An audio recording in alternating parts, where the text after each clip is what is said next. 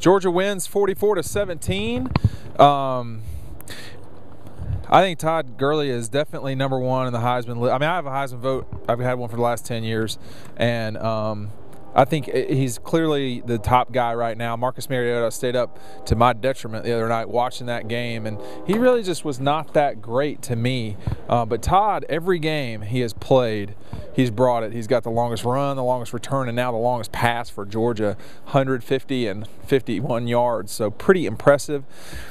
I thought Hudson's got to get it together just in general, because there were 2 passes today. One was in the first quarter, and that was horrible. And then the second one was obviously picked later in the game.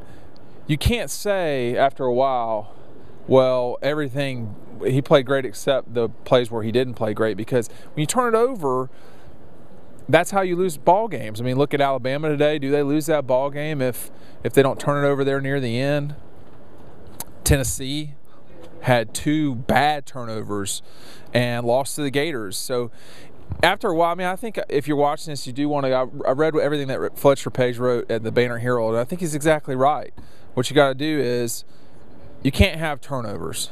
And you can be sort of average in the passing game if you don't have turnovers. If you have turnovers and you're average, then Bryce Ramsey should be playing a lot more.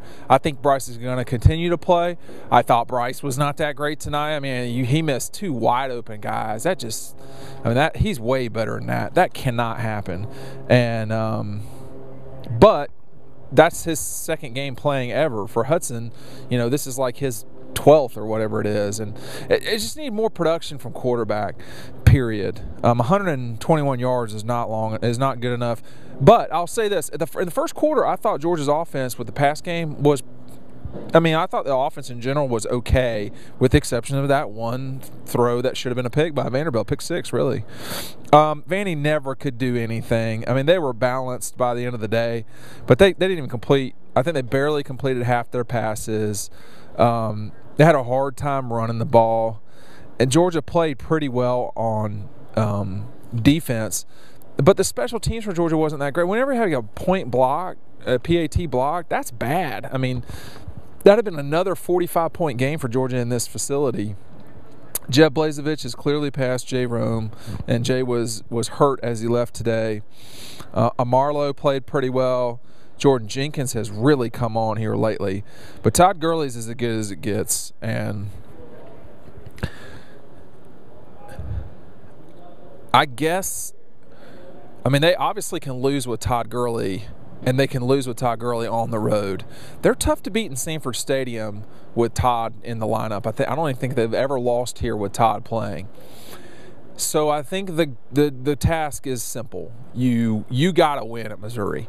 If Georgia doesn't win at Missouri, I don't see how they get to Atlanta personally. That just involves 3 losses from Missouri.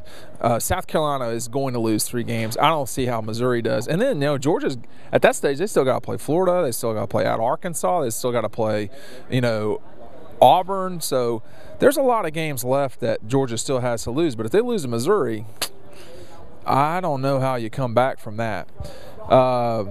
And that's the thing. By the time you're watching this, we'll probably know what time they actually kick.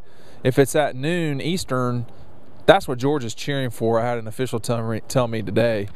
9 o'clock, man. A 9 o'clock flight back. Georgia would probably get back here at maybe 3 o'clock or 4 o'clock in the morning from Missouri, because the game wouldn't end until 12:30. And they'd have to fly back halfway across the country, and then they'd have to go back to Arkansas. So I think they would rather have a noon game if all things were even. They are better than Missouri. They've got to win this game. And, this really is season on the line time, because, the Gators are in the control of their own destiny. Georgia's in control of their own destiny, and Mizzou's in control of their own destiny. Between those 3 teams, one of them is probably going to win the East. Gators look just dead a couple weeks ago, but now they're basically in the same position Georgia's in. Now they got to survive LSU, which seems very plausible in Gainesville, and Georgia's got to deal with Missouri. That Georgia-Missouri game it's not for the East, but it's as close as it gets. So it's time for Georgia's passing game to get where it needs to go, and that involves That involves some consistency in the long game, as well as some confidence from Hudson. He's not a bad quarterback, but he's playing bad these last 2 weeks. So Georgia needs to get it together in the pass game, and Bryce Ramsey will probably play a lot more. Georgia wins 44-17. Bulldogs play Missouri Tigers next week in Columbia, Missouri. That is a pivotal game, and Todd Gurley looks like he's the #1 player in the country right now.